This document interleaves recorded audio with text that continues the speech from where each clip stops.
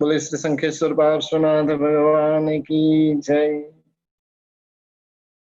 बोले श्री धर्मनाथ भगवान की जय। बोले श्री विमलनाथ भगवान की जय। बोले श्री महावीर स्वामी भगवान की जय। बोले श्री अनंत लब्धि निधान श्री गौतम स्वामी महाराज की जय। आज से हम एक परम पवित्र ग्रंथ योग दृष्टि और जिसके ऊपर आज से हम विवेचना प्रारंभ कर रहे हैं, बहुत ही महत्वपूर्ण भूमिका योग की रही हुई है। और योग की भूमिका में जो जीव प्रवेश नहीं करता है, वो जीव कितना भी धर्म करे, कुछ भी करे, लेकिन वो मोक्ष के निकट में पहुंचता नहीं।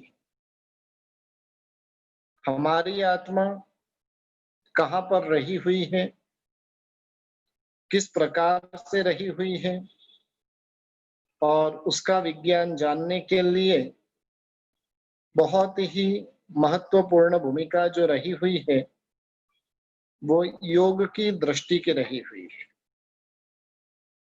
सभी आत्माएं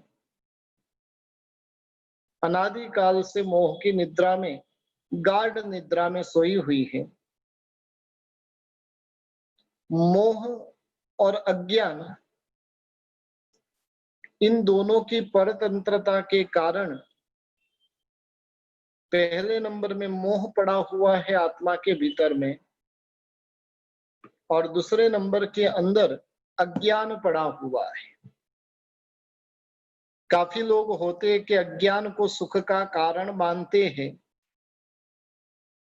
मोह को सुख का कारण मानते हैं, लेकिन ग्रंथकार महर्षि कह रहे हैं कि मोह और अज्ञान ये दुनिया का सबसे बड़ा दुख है। और ऐसे मोह और अज्ञान की परतंत्रता से संसार के सुखों के अंदर जो मग्न बना हुआ है, संसार के जो 5 इंद्रिय के जो विषय सुख है, वो परिणाम से देखने जाए तो अनेक प्रकार के दुख को देने वाले बनते। वो सुख को प्राप्त करने में दुख, मिले हुए को संभाले रखने में दुख,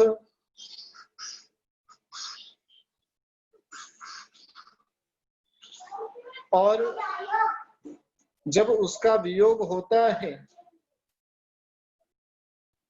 तब भी वो अपार दुख को प्राप्त करते हैं। यानी जो इंद्रिय के विषय सुख जो रहे हुए हैं, वो विषय सुख कहीं ना कहीं दुख से मिश्रित रहे हुए हैं। सुख के काल में भी वो अनेक प्रकार की उपाधियों से भरपूर होते हैं। कई बार अनेक प्रकार का जो सुख होता है और वो सुख हमें प्राप्त हुआ है, लेकिन प्राप्त होने के बाद में भी हम सुखी है कि दुखी है, वो बहुत बड़ा प्रश्न है। सुख के साधन है, लेकिन फिर भी सुखी है कि नहीं, वो बहुत बड़ा प्रश्न है। यदि साधनों से सुखी बनते तो पूरी दुनिया सुखी हो जाती थी। जिनके पास में संपत्ति अधिक, जिनके पास में पुद्गल अधिक, और वैसे सारे के सारे जीव सुखी बन जाते थे। लेकिन वास्तविकता में देखने जाए तो कुछ विपरीत देखने को मिलता है। जितनी साधन सामग्रियां अधिक रही हुई है, उतनी ही मात्रा में वो जीव अधिक दुखी रहा हुआ है। जिनके पास में जितनी मात्रा में भोग वैभव अधिक, उतनी ही मात्रा में वो जीव के पास में दुख भी अधिक है। सुख पाने के लिए पहले इच्छा रूपी दुख की प्राप्ति की, फिर पाने के लिए प्रयत्न किया, पुण्य था तो प्रयत्न सफल हुआ। अब पाने के बाद में उसको संभाले रखने का दुख बहुत बड़ा दुख है। सुख जो है, वर्तमान काल का जो अपना सुख है, वो अनेक प्रकार की उपाधियों के साथ का है। और इसलिए परम कृपालु तीर्थंकर भगवंतों ने ऐसे मायामय ब्रह्मजाल स्वरूप के जो संसार के सुख है, उन सुखों के प्रति की प्रीति को कम कर कर अनंत ज्ञान, अनंत दर्शन, अनंत चारित्र आदि जो आत्मा के गुण जो रहे हुए हैं, और उन गुणों को प्राप्त करने का और सर्वथा दुखों से मुक्त करने का जो उपदेश तीर्थंकर भगवंतों ने अपनी धर्म देशना के अंदर दिया। धर्म देशना के माध्यम से अनंतानंत आत्माओं को संसार रूपी समुद्र से तिरा दिया। वर्तमान के अंदर भी देखने जाए तो महाविद्य क्षेत्र में सैकड़ों आत्माएं मोक्ष मार्ग की ओर अग्रसर होती जा रही है। जरूर अपने भारत देश के अंदर, भरत क्षेत्र के अंदर मोक्ष का मार्ग खुला नहीं है, लेकिन मोक्ष के मार्ग में चढ़ सके उसकी तैयारी, उसके साधन की प्राप्ति यहां पर बैठे बैठे भी हमें हो सकती है। परमात्मा की जो धर्म देशना है, और उस देशनाओं को ग्रंथकार भगवंतों ने, हमारे जो पूर्वाचार्य भगवंतों ने सैकड़ों सैकड़ों ग्रंथों की उन्होंने रचना की है। साधु संतों का एक ही काम, पूरे दिन भर, पूरी जिंदगी भर बस स्वाध्याय के अंदर रमणता करते रहना। हमारे घर में 2 घंटे के लिए लाइट नहीं है तो हमें प्रश्न हो जाता है कि भाई दिन कैसे पसार करेंगे। साधु संतों के लिए पूरी जिंदगी तक उनके पास में लाइट नहीं है, लेकिन उनके पास में कोई ऐसा प्रश्न नहीं है कि कैसे दिन पसार करेंगे, क्योंकि वो पूरे दिन भर स्वाध्याय के अंदर ही ऐसे रचे पचे रहते हैं। और स्वाध्याय में रचे पचे रहने के कारण वो अनेक प्रकार के ऐसे साहित्यों का सर्जन, रोज के लिए नित नया चिंतन उनके भीतर में चलता ही रहता है। और ऐसे चिंतनों के माध्यम से सैकड़ों ग्रंथों की भेंट महापुरुषों ने हमें दी है। वर्तमान के काल के अंदर भी देखने जाए तो करीब करीब मेरे ख्याल से 4 लाख से भी अधिक ग्रंथ आज के दिन में उपलब्ध है। कोबा की लाइब्रेरी में ही खाली देखने जाए तो लगभग 3.25 लाख के करीब ग्रंथ आज कोबा के ज्ञान भंडार में रहे हुए हैं। और ऐसे ऐसे तो सैकड़ों ग्रंथों की रचना महापुरुषों ने की है। और उसी श्रृंखला के अंदर अनेक आचार्य भगवंत, गीतार्थ गुरु भगवंत हुए, और उन गुरु भगवंतों के अंदर 2-4 नाम ऐसे हैं कि एक नक्षत्र की तरह चमक रहे, एक ध्रुव तारा की तरह जिन शासन रूपी नभ मंडल में टिमटिमा रहे। पूज्यपाद कलिकाल सर्वज्ञ हेमचंद्र सुरेश्वर जी महाराजा रहे, सिद्धसेन दिवाकर सुरेश्वर जी महाराजा रहे, देवर्षि गणिक क्षमाश्रमण जी रहे, उपाध्याय यशो विजय जी और विनय विजय जी महाराजा रहे, के योग दृष्टि समुच्चय ग्रंथ के रचयिता छठे सैके के अंदर जो हुए, जिन्होंने अपने जीवन के अंदर 1444 ग्रंथों की रचना की, और जो याकिनी नाम के साध्वी जी भगवंत से जो प्रतिबोधित होकर दीक्षा ग्रहण कर कर एक जिन शासन के महान प्रभावक आचार्य बने, वो हरिभद्र सुरेश्वर जी महाराजा रहे, जिन्होंने अनेकानेक ग्रंथों का सर्जन कर कर हमारे ऊपर बहुत बड़ा उपकार किया है। हरिभद्र सुरेश्वर जी महाराजा ने जो 1444 ग्रंथों की रचना की, और उसके अंदर भी उन्होंने विशेष करके योग के ऊपर 4 मुख्य ग्रंथों की रचना की। योग विंसिका,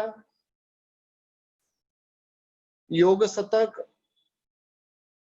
योग बिंदु और योग दृष्टि समुच्चय। ये 4 महाग्रंथों की जिन्होंने रचना की, और चारों ग्रंथों के अंदर भी योग की इतनी विशिष्ट कोटि की भूमिका बताने में आई है। योग दृष्टि समुच्चय ग्रंथ के 228 श्लोक रहे हुए हैं। संस्कृत भाषा के अंदर काव्य के स्वरूप में बहुत सुंदर वर्णन उसके अंदर करने में आया है। आत्मा को मोक्ष के साथ में जो जुड़ान करे उसको योग कहा है, और इस प्रकार से योग की व्याख्या कर कर 8 दृष्टि की जो बातें वहां पर बहुत ही सुंदर तरीके से समझाने में आई है। ऐसे महापुरुष की जो एक अद्भुत कोटि की जो रचना योग दृष्टि समुच्चय ग्रंथ, और उस ग्रंथ के ऊपर 8 दृष्टियों का बहुत ही सुंदर वर्णन सीधी सादी देसी भाषा में समझाने के लिए आज से लगभग 350-400 वर्ष पूर्व में हुए, जिन्हें न्यायाचार्य, न्याय विशारद, महामहोपाध्याय की उपाधि जिनको प्राप्त हुई थी, और ऐसे यशो विजय जी महाराजा ने 8 दृष्टि की जो सज्जाएं बनाई है। इस ग्रंथ के अंदर जो संस्कृत भाषा में जो बातें रही हुई थी, परम तत्व की जो बातें रही हुई थी, और उन बातों को जिन्हें संस्कृत भाषा का नॉलेज नहीं है और वैसा जीव भी समझ सके, इस प्रकार की भावना के साथ में महोपाध्याय श्री यशो विजय जी महाराजा ने इसकी रचना की। आत्मा की जो दृष्टि संसार की ओर होती है, 2 प्रकार की दृष्टि है। एक दृष्टि संसार की ओर है तो एक दृष्टि मोक्ष की ओर है।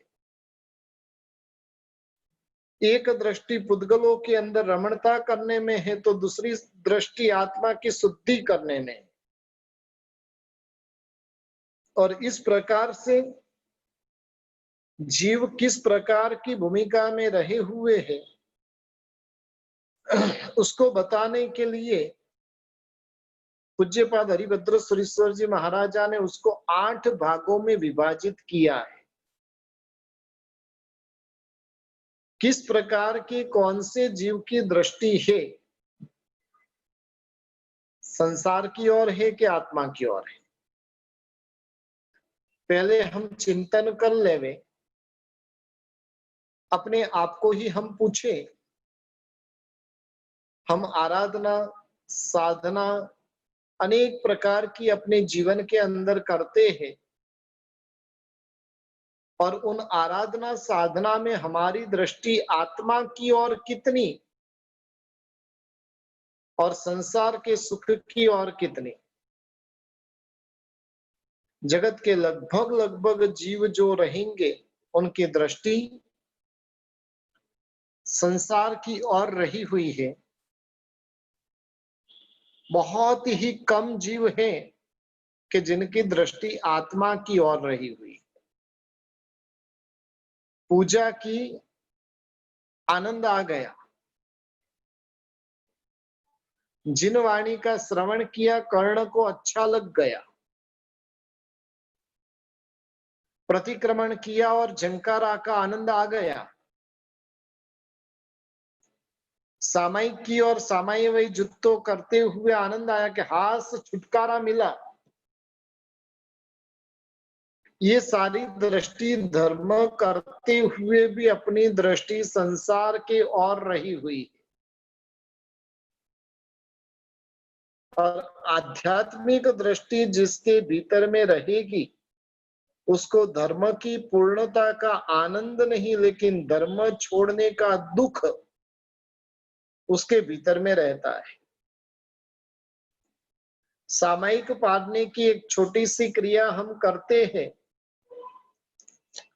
और उस क्रिया के अंदर लास्ट में 2 आदेश मांगते गुरु भगवान से, इच्छा कारेण संदिशा भगवान सामायिक पारु, और इच्छा कारेण संदिशा भगवान सामायिक पार्यु। हम यथाशक्ति और तहत्ती बोलते हैं, लेकिन गुरु भगवंत क्या कहते हैं? गुरु भगवंत वहां पर सामायिक पालने की छूट नहीं देते, लेकिन वहां पर कहते हैं कि आयारो न मोत्तब्बो, ये आचार छोड़ने जैसा नहीं। सामायिक रूपी जो धर्म है वो छोड़ने जैसा नहीं है। वो बात कौन करते? गुरु भगवंत करते। और हमें जैसे सामायिक से आजादी मिल गई हो, संवत्सरी को प्रतिक्रमण करते और पांचम से वापिस पुनः पाप बांधने की प्रक्रिया प्रारंभ हो जाती है। कई लोग तो होते हैं कि संवत्सरी के उपवास का पालना भी उनका होटलों में ही होता है, और ऐसे ऐसे भी जगत के अंदर जीव रहे हुए हैं। ये सारी जो दृष्टि है वो दृष्टि संसार के तरफ की दृष्टि है। जिनकी आत्मा की ओर दृष्टि रहेगी उसको धर्म पूर्ण करने का आनंद नहीं, लेकिन धर्म पूर्ण हो रहा है उसका खेद उसके भीतर में रहेगा। मंदिर में जाने का जो आनंद होता है वो मंदिर से निकलने का आनंद उससे ज्यादा रहता है कि कम रहता है? और वो कैसी अपनी दृष्टि है उसके ऊपर आधार रखता है। मंदिर से निकलते हैं तो वहां पर भी पता है क्या बोलकर निकलते हैं? हे देव मारा आज थी तारो बनीने जाऊं छू, दिल डाना देव मारा दिल दईने जाऊं छू। मन तो मैं आपके पास में ही छोड़कर जाता हूं, दिल तो आपको ही सौंप रहा हूं, खाली शरीर लेकर मैं संसार में जा रहा हूं। ये बुद्धि किसकी रहती है? जिसकी दृष्टि आत्मा की ओर है उसकी बुद्धि कुछ इस प्रकार की रहती है। अब हमें सोचना है कि हमारी बुद्धि किस प्रकार की रही हुई है। तो 8 प्रकार की जो योग की दृष्टि है, हमारा जो आज का विषय प्रारंभ हुआ योग दृष्टि समुच्चय ग्रंथ है, और उस ग्रंथ के ऊपर महोपाध्याय श्री यशो विजय जी महाराजा ने जो रचना की है सच्चाई की, और उस सच्चाई के ऊपर आज से हम विवेचन प्रारंभ कर रहे हैं। जिस सच्चाई के अंदर बहुत ही सुंदर योग मार्ग बताया है, हमने योगा में ही योग मार्ग समझ लिया है, लेकिन महापुरुषों की दृष्टि में योग मार्ग कहां पर है वो समझना बहुत जरूरी है। और उसके लिए इस ग्रंथ के अंदर 8 प्रकार की दृष्टियां महापुरुष ने बहुत ही सुंदर तरीके से बताई है। ये पूरी सच्चाई के अंदर 8 दृष्टि की बात चलेगी। पहले उसका सामान्य परिचय हम प्राप्त कर लेते। मित्रा, तारा, बला आदि 8 प्रकार की जो दृष्टियां रही हुई है, जिसके अंदर सबसे पहले नंबर में जो दृष्टि है जिसका नाम है मित्रा दृष्टि, प्रारंभ यहां से होता है। जब से जीव के भीतर में धर्म का और मोक्ष के प्रति का अनादिकालीन एक द्वेष पड़ा हुआ था। अनादिकाल से जीव देखने जाए तो वो मोक्ष का द्वेषी बना हुआ है, और ऐसे मोक्ष की द्वेषी आत्मा थी। जब वो मित्रा दृष्टि में प्रवेश करता है तब उसका द्वेष कम होता जाता है। जैसे जैसे द्वेष कम होगा वैसे वैसे उसके प्रति की प्रीति भीतर में प्रकट होती जाती है। उसके भीतर में आत्म शुद्धि करने का एक लक्ष्य तैयार होता है, और तब से समझना कि योग का प्रारंभ हुआ। अपनी आत्मा मोक्ष की द्वेषी है कि मोक्ष की प्रीति वाली है। जिसे संसार पसंद आता है उसे समझना कि वो मोक्ष का द्वेषी है। जिसे मोक्ष पसंद आता है तो समझना उसकी मोक्ष के प्रति की प्रीति है। ठीक है, हमारी हालत ऐसी है कि दोनों हमें पसंद आते, लेकिन दोनों में से पसंदगी किसके ऊपर ज्यादा? पसंदगी दोनों ऊपर की, लेकिन दोनों में से भी विशेष पसंदगी किसकी करेंगे? मुक्ति की करेंगे कि संसार की करेंगे? मुक्ति पानी है तो उसके लिए साधन अलग अलग रहे हुए हैं।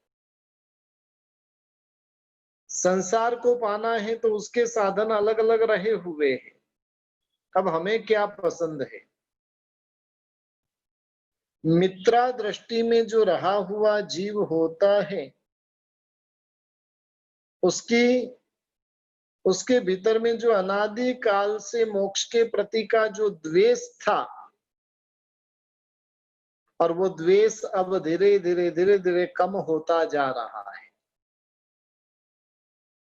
एक चीज ध्यान रखिए कि जब व्यक्ति के प्रति का द्वेष कम होता है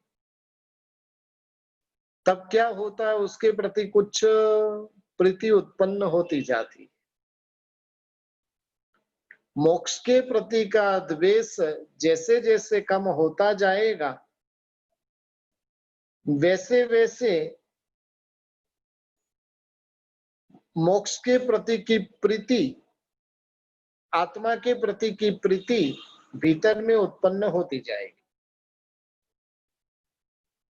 अब तक शरीर की शुद्धि का लक्ष्य था, अब उसके भीतर में एक नया लक्ष्य तैयार होगा, आत्म विशुद्धि का। और इस प्रकार की भूमिका जब तैयार होती है तो समझना कि मेरे भीतर में योग की शुरुआत हुई है। मुक्ति के प्रति का अद्वेष भाव होने से मोक्ष को बताने वाले ऐसे परमात्मा, सद्गुरु, उनके प्रति का एक अहोभाव भीतर में प्रकट होगा। उनकी स्तुति करने में, उन्हें वंदना करने में, उन्हें नमस्कार करने में आनंद आएगा। इस दृष्टि के प्रभाव से संसार के प्रति उद्वेग भाव आएगा और जो 5 व्रत रहे हुए हैं उन व्रतों के प्रति आदर भाव जगेगा।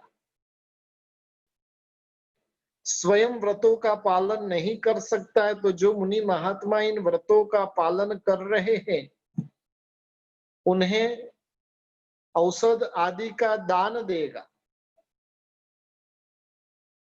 आगमों के प्रति अहोभाव रखकर आगम आदि लिखवाने का, आगम आदि छपवाने का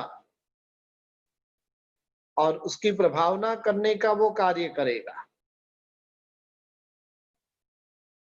श्रुत की वाचना गुरु भगवंत के मुखार बिंद से वो श्रवण करेगा और श्रवण करते करते उसके जो हृदय के भाव है वो वृद्धि को प्राप्त करने लगेंगे। योग की, योगियों की बातें सुनकर उसका अंतःकरण जो है वो रोमांचित होने लगेगा। देव, गुरु और धर्म की उसको वास्तव में प्राप्ति होगी। संसार के त्यागी, वैरागी, शुद्ध धर्म के उपदेशक ऐसे गुरु का योग होने पर उनके सदुपदेश से वो क्या करेगा तो कि धर्म क्रियाएं अपने जीवन के अंदर प्रारंभ करेगा। और धर्म क्रियाएं भी किस प्रकार से करेगा तो कि शुद्ध भाव पूर्वक वो धर्म क्रिया करेगा। और शुद्ध धर्म की प्राप्ति होने रूप उसके भीतर में उसके फल श्रुति के स्वरूप में जो गुण प्राप्ति, गुणों का प्रकटीकरण उसके भीतर में होने लगेगा। यानी ऐसी अवस्था जब प्रकट होती है उस अवस्था का नाम है मित्रा दृष्टि। इस दृष्टि के प्रभाव से कुछ अंश में तत्व ज्ञान प्राप्त होगा। हालांकि वो तत्व ज्ञान उसके भीतर में रहता है, वो कैसा होता है तो दृष्टांत को देकर बताया कि तृण के प्रकाश के जितना उसके भीतर में तत्व ज्ञान होगा। तिनका जो होता है, घास का तिनका, और उसको जलाते और जो प्रकाश होता है उतना ज्ञान का प्रकाश उस आत्मा के भीतर में रहेगा और उसके माध्यम से उसके भीतर में जो 5 व्रतों के प्रति का सद्भाव, मुक्ति की तरफ का अद्वेष, धर्म क्रिया के अंदर खेद का अभाव होगा, थकान का अभाव होगा। हमारी हालत कैसी है? संसार में थकते हैं कि धर्म में थकते हैं? 1 घंटे तक कहीं पर लाइन में खड़े रहे, थकेंगे कि नहीं? पर्यूषण के दिनों में 5 मिनट के लिए लाइन में खड़े रहना पड़ा, उसके लिए तो चिल्लाने लगते हैं। स्फूर्ति रखना, स्फूर्ति रखना। कोई पूजा करता है तो उसको बोलना भाई आराम से तू पूजा कर, उसकी जगह पर भाई स्फूर्ति रखना, फटाफट करो पूजा, फटाफट करो। और ये भाव क्या बताते हैं हालांकि ठीक है, वो कार्यकर्ताओं को तो उनको जो ड्यूटी दी है उस हिसाब से अपनी ड्यूटी को वहन करना पड़ता है, लेकिन कहने का मतलब है जब इस प्रकार की धर्म क्रिया वो जीव करेगा तो धर्म क्रिया के अंदर उसे थकान नहीं लगेगी। हमें धर्म क्रिया में जो रुचि रहेगी तो थकान नहीं लगेगी, और रुचि नहीं लगेगी तो थकान लगेगी। थकान ठीक है, उसके अंदर थोड़ा बहुत शरीर का भी रोल है, लेकिन मूलभूत तरीके से देखने जाए ना तो थकान के अंदर रुचि वो बहुत महत्वपूर्ण है। जहां पर रुचि है उधर थकान लगती नहीं, और जहां पर रुचि नहीं है उधर जल्दी से थकान लगती। हमें दुकान पे समझ लो कि भी सुबह से शाम तक बैठे, थकान लगेगी कि नहीं? मंदिर में 1 घंटा बैठेंगे और थकान लग जाएगी। उपाश्रय में 1 घंटा सुना, अब बहुत हो गया, बारंबार एक व्याख्यान के अंदर 1 घंटे के अंदर 21 बार हमारी दृष्टि कहां पर जाती? घड़ी की ओर जाती। जबकि पता है कि समय हो जाएगा तो गुरु भगवंत अपने आप ही सर्व मंगल करने वाले हैं, लेकिन फिर भी बारंबार बारंबार हमारा ध्यान घड़ी की ओर जाता है। क्यों जाता है? जिसको रुचि रहेगी उसको लगेगा कि भी इतने ही जल्दी 10:30 बज गए, और जिसको रुचि नहीं रहेगी उसको लगेगा कि यार अभी तक तो क्या 10:15 ही बजे है, इतने टाइम से तो सुन रहा हूं। ये थकान है। 10:30 बज गए और आश्चर्य का भाव जिसके चेहरे पे वो रुचि है, 10:15 ही बजे है, ये भाव क्या है? थकान। यानी जो पहली दृष्टि में जीव आता है उसको धर्म क्रिया के प्रति खेद नहीं, आनंद रहेगा। चरमावर्त में जीव जब प्रवेश करता है तब जीव की ये परिस्थिति होती है। जब तक गाढ़ मिथ्यात्व होता है तब तक इस प्रकार की दृष्टि प्रकट होती नहीं है। चरमावर्त यानी क्या? जीव अनादि काल से संसार में परिभ्रमण कर रहा है। अनादि काल से आवर्त यानी क्या? सर्कल। अनादि काल से परिभ्रमण करते करते करते करते अनंत काल के अनंत चक्कर उसने फिर दिए। अनंत काल के अनंत चक्कर। जब अंतिम चक्कर बाकी रहता है उसको ज्ञानी भगवंत चरमावर्त कहते हैं। जब चरमावर्त में जीव का प्रवेश होता है तब ऐसी अवस्था आत्मा के भीतर में प्रकट होती है कि अब उसे धर्म क्रिया करने में थकान नहीं, लेकिन आनंद।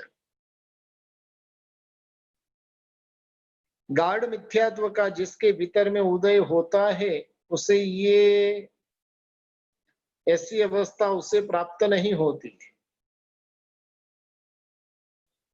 माउंट एवरेस्ट के ऊपर पहुंचने वाला भी उसको शत्रुंजय गिरिराज की ओर पहुंचने की बात करेंगे और थकान लगे तो समझना कि वो जीवगाढ़ मिथ्यात्वी है।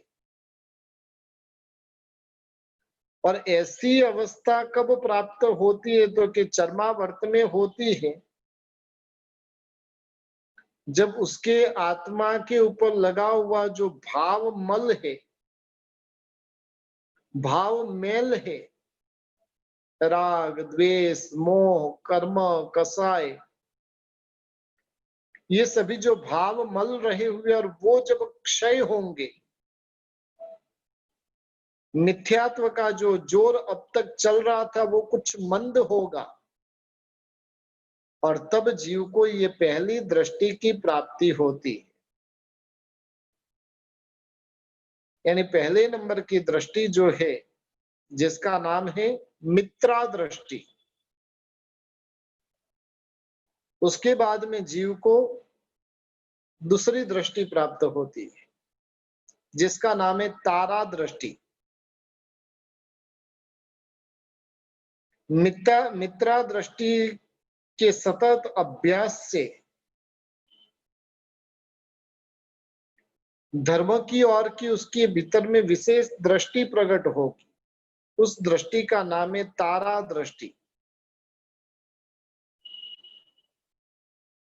पहले में मुक्ति का द्वेष कम हुआ था, कुछ प्रीति जगी थी।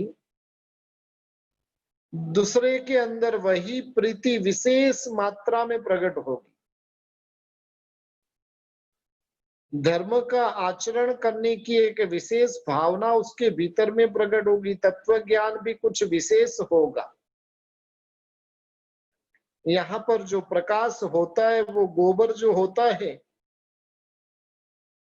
और गोबर को जलाते हैं, गोबर की जो अग्नि प्रकट करते हैं, और उसका जो प्रकाश होता है, उस तरीके से इस आत्मा के भीतर में ज्ञान की दृष्टि, ज्ञान का प्रकाश इतना खुला हुआ रहता है। साधु को आश्रय ऐसी पिंड विशुद्धि आदि, श्रावक के आश्रय ऐसे गुण व्रत, शिक्षा व्रत रूपी जो नियम है, उन नियमों का वो पालन करने वाला बनता है। पिंड विशुद्धि यानी क्या? तो कि भी गोचरीय आदि के संबंध में जो दोष है, उसका विशुद्ध तरीके से पालन करना, दोषों को हटाना, उसको पिंड विशुद्धि बोलते हैं। और श्रावक जीवन के जो गुण व्रत और शिक्षा व्रत रहे हुए, टोटल 12 व्रत है कुल मिलाकर। 12 व्रत में 5 तो अणुव्रत है, 3 गुण व्रत है और 4 शिक्षा व्रत है। तो गुण व्रत और शिक्षा व्रत के नियम उसके भीतर में प्रकट हो गए होते। 5 नियम जो बहुत ही महत्वपूर्ण रहे हुए हैं: पवित्रता, संतोष वृत्ति, तप, स्वाध्याय और ईश्वर ध्यान। इस प्रकार से 5 प्रकार के गुण जीव के भीतर में प्रकट होते। हम पवित्रता रखते हैं, लेकिन पवित्रता किसकी? शरीर की, घर की। जबकि यहाँ पर जो पवित्रता की बात कर रहे, बाह्य पवित्रता नहीं, अंतर आत्मा की पवित्रता। जिसके भीतर में दूसरी दृष्टि प्रकट होगी, वो आत्मा संतोष वृत्ति को धारण करने वाली रहेगी, तप त्याग करने वाली, स्वाध्याय में मस्त, जब भी फुर्सत मिले कुछ भी प्रवृत्ति कर रहे हैं, और वो करते करते भी ईश्वर ध्यान के अंदर जो खोने वाली रहे, उस प्रकार के यानी 5 नियम ये जीव के भीतर में प्रकट हो जाते हैं। परमात्मा ने बताए हुए तत्व की जिज्ञासा, तत्वों को जानने की रुचि उनके भीतर में प्रकट होती है। धर्म अनुष्ठान करते करते अब उसको थकान लगती नहीं है, आलस आती नहीं है, बारंबार बारंबार वो धर्म क्रिया करने का उसका मन होता है। ऐसे तो देखने जाए तो वास्तव में अभी तक वो तत्व का जानकार बना नहीं है, लेकिन कुछ अंश में बना है। जैसे जैसे उसके भीतर में समझ प्रकट होती जाती है, वैसे वैसे उसका कदाग्रह, उसका आग्रह दूर होता जाता है। सत्य तत्व, हितकारी तत्व जानने की झंखना उसके भीतर में प्रकट होती है। योग की और योगियों की कथा के ऊपर उसका प्रेम जो है निरंतर बढ़ता जाता है। सुनते सुनते देह आनंदित, रोमांचित हो उठता है। अपनी आत्मा का अहित हो, उचित न हो ऐसा कोई आचरण वो करता नहीं है। आत्मा के परिणाम भी इतने सुंदर होते, जैसे तपा हुआ सोना रहता है ना, उस सोने को जिस प्रकार से हमें घाट देना है, जिस प्रकार से उसको मोड़ना है, उस तरीके से वो मुड़ता है। उसी प्रकार से ये आत्मा भी जैसे जैसे तत्व को समझाते जाते वैसे वैसे वो समझता जाता है, स्वीकारता जाता है। स्वयं में गुण कम रहे हुए, गुण रहे हुए नहीं है, लेकिन फिर भी गुणवान महात्माओं के प्रति उसके भीतर में अहोभाव, आदर भाव रहेगा। संसार के भयों से वो भयभीत होगा, मन संसार से उठ गया होगा। और इस प्रकार की जो बुद्धि होती है, इस प्रकार की जो दृष्टि होती है, वो दूसरी दृष्टि रही हुई है। साथ ही साथ वो मानता है कि भी मेरी बुद्धि अल्प रही हुई है। शास्त्र बहुत सारे हैं और उन सभी शास्त्रों का बोध प्राप्त करना बहुत ही मुश्किल है। मेरा आयुष्य अल्प है, उन पदार्थों को समझ सके वैसी बुद्धि की प्राप्ति मुझे नहीं हुई है, और जिस कारण से ये सब समझ सकूं वैसा सत्व मेरा रहा हुआ नहीं है। लेकिन फिर भी ज्ञानी पुरुष जो कहते हैं वही मेरे लिए तो प्रमाणभूत है, मुझे उसी अनुरूप चलना है। और ऐसी उत्तम बुद्धि उस जीव के अंदर प्रकट हुई रहती है। मित्रा दृष्टि, मित्रा दृष्टि के बाद में तारा दृष्टि। अब तीसरे नंबर के अंदर जो दृष्टि रही हुई है, उस दृष्टि का नाम है बला दृष्टि। मित्रा दृष्टि और तारा दृष्टि के निरंतर सेवन से, उसका पालन करने से मिथ्यात्व कम होता जाता है और मुक्ति का राग उसके भीतर में बढ़ता ही जाता है। उसका तत्व ज्ञान जो होता है, पहले नंबर में जो था वो तृण के अग्नि के समान था, दूसरे नंबर में गोबर के समान था। अब तीसरे नंबर के अंदर काष्ठ के अग्नि के समान प्रकाश इसका होता है। यानी दो दृष्टि में जो प्रकाश था उससे कुछ विशेष प्रकाश, ज्ञान का प्रकाश उस आत्मा के भीतर में होता है। धर्म का जो आचरण करता है वो अपूर्व भाव से करता है। मन दूसरी जगह पर चला नहीं जाए और उसके लिए वो सतत सावधानी रखता है। जो जो धर्म अनुष्ठान करते हैं वहां पर वो स्थिरता रखता है। उसे आसन्न अंग की प्राप्ति होती है, यानी आसन सिद्ध ये पुरुष होता है। घंटों तक एक ही आसन के अंदर वो आराम से बैठ जाता है, साधना करता है। तत्व जानने की जिज्ञासा तो पूर्व में थी ही, लेकिन अब उसके भीतर में दूसरा एक विशिष्ट गुण प्रकट होता है। जिज्ञासा को पूर्ण करने के लिए जब जब गीतार्थ गुरु का योग प्राप्त होता है, तब तब उन्हें सुनने की इच्छा, शुश्रूषा जिसे कही जाती है, और वो शुश्रूषा उसके भीतर में प्रकट होती है। ऐसे ऐसे भाव तीसरी दृष्टि के अंदर प्राप्त होते। शुश्रूषा गुण क्या करता है? ज्ञान की प्राप्ति करने के लिए वो कैसा रहा है? तो कि कुएं में रही हुई पानी की जो नीक होती है उसके समान है। जैसे कुआं खोदते हैं और खोदने के साथ में क्या होता है, वहां के पानी के फुहारे वहां से निकलते हैं, पानी का प्रकटीकरण वहां पर होता है।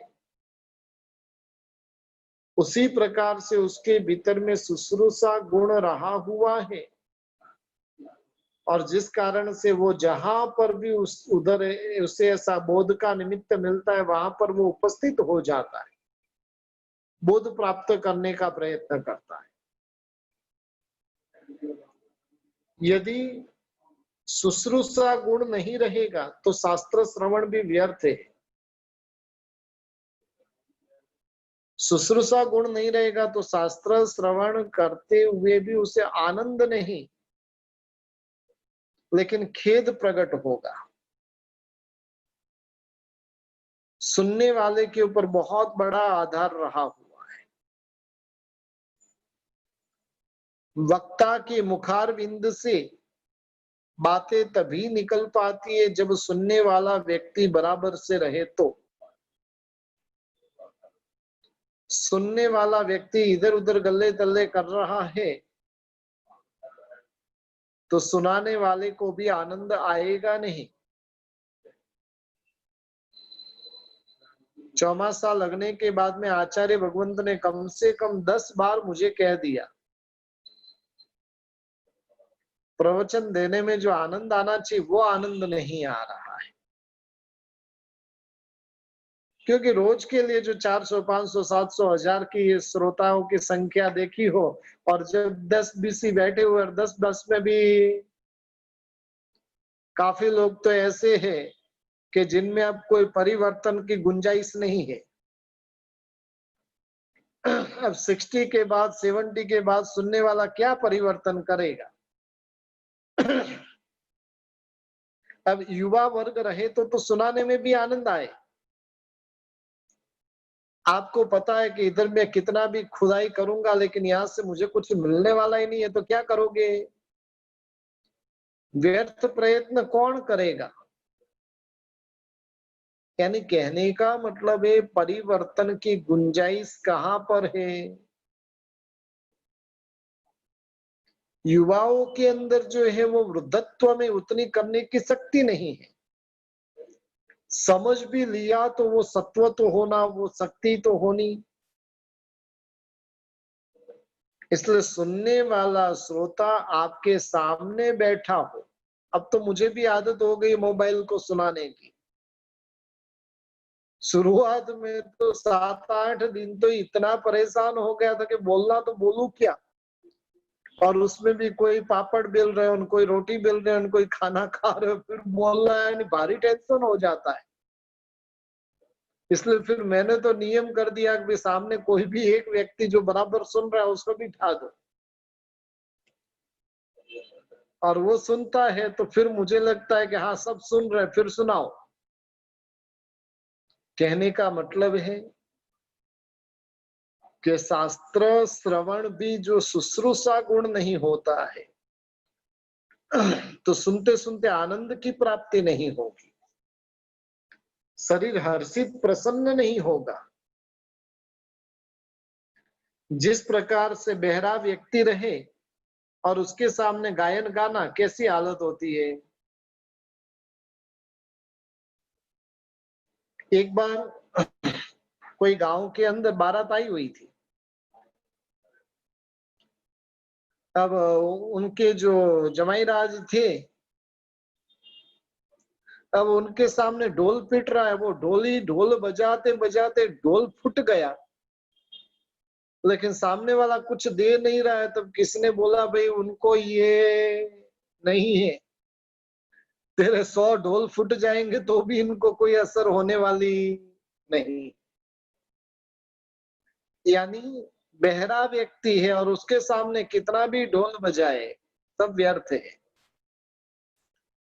उसी प्रकार से जिसके भीतर में शुश्रूषा की रुचि नहीं है, और रुचि नहीं होने के कारण क्या होता है, निद्रा आती है। रुचि नहीं होने के कारण उबासी आती है।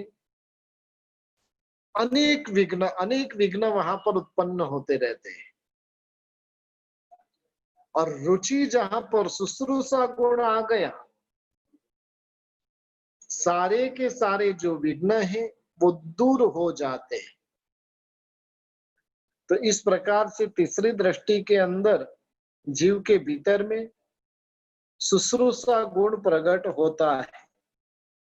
अब बाकी की जो 5 दृष्टियां हैं उसके बारे में सामान्य परिचय हम कल प्राप्त करेंगे, और फिर वो सज्जाए के अंदर प्रवेश करेंगे। परमात्मा की आज्ञा के विरुद्ध कुछ भी कहा हो तो मिच्छामि